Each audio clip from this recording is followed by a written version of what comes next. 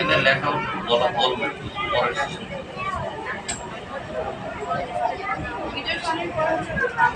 এরকম সময় যদি যাত্রা সেবাটা পাইতাম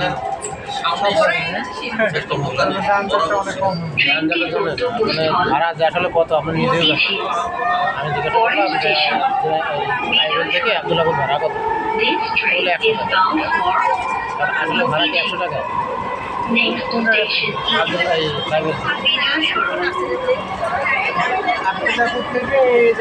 লাইব্রেরি থেকে আব্দুল্লাপুর পর্যন্ত ভাড়া আছে 100 টাকা। আর আসলে কি 100 টাকা ভাড়া কিনা আমি নিজেও জানি কিছু দেওয়া নেই কিছু নেই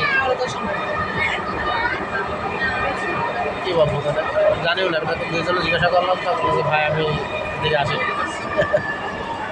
এত কিছু বলা আছে।